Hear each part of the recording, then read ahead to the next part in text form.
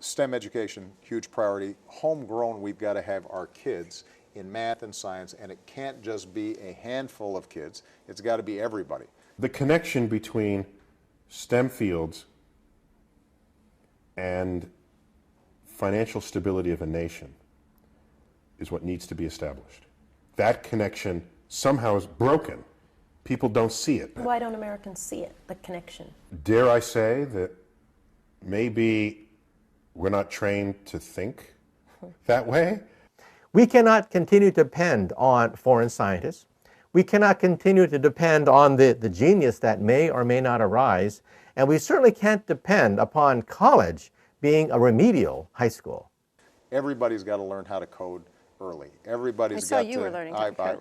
Do you encourage your daughters to code? You know, I have, and I've said Do they? to, well, not as much as I would probably like, although I think they got started a little bit late. Part of what you want to do is introduce this with the ABCs and the colors.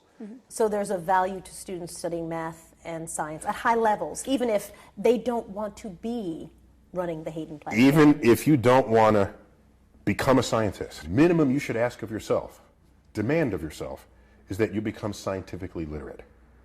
Better yet, scientifically literate and mathematically literate. Why? Because therein are the engines of problem solving in the world. How does that connect to jobs and the bottom line, which is money?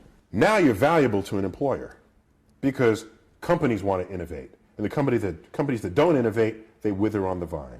Part of the problem is just generally our school systems aren't doing as good of a job on this, period. We are not helping schools and teachers teach it in an interesting way. Every little flower of curiosity, said Einstein, is crushed by society itself. Because we have to learn all these facts, figures, memorization, we think that memorization is science. And that's not true at all. If you are not a participant on that frontier, you will trail behind it and possibly get left behind entirely. What keeps the United States in the game is the ability to innovate. In order to have innovations, you have to have engineers. And to have engineers, you have to have science education.